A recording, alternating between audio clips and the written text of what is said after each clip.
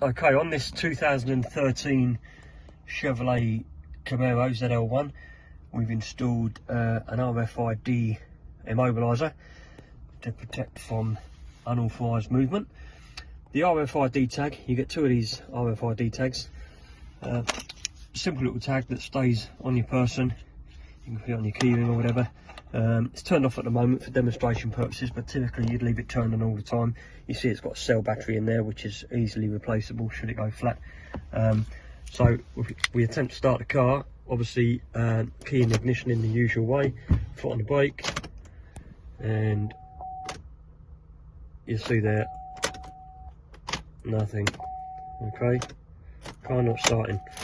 So if we turn this tag on simply by pressing and holding the button for about 5 seconds, there we go. So that tag's now switched on, so all the time the car can see this tag, it will allow the car to start. If the tag doesn't see physical movement for a short space of time, it goes to sleep and stops transmitting any signals. So you know, they can't grab your signal through your front door and all that kind of stuff like they do when they're cloning keys now. To see the battery level in the tag itself, give a brief push on the button again. 1, 2, 3, 4. There you go. That's showing a good healthy battery. If it was 1, it was low. 4, it's high. So that's a good healthy battery in there. So that card's on. That's switched on. That can remain stayed on all the time. We'll attempt to start again. Foot on the brake. Key turned to start. There we go. Engine running. Okay. So that's the RFID type immobiliser.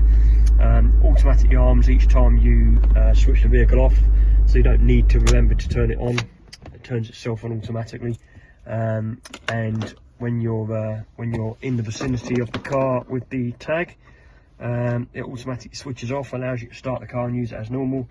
No unsightly marks on the dashboard or anything like that, just a discreet little tag, of which you get 2. Give us a call if you need any more information on this or any other vehicle security products. Thanks for watching.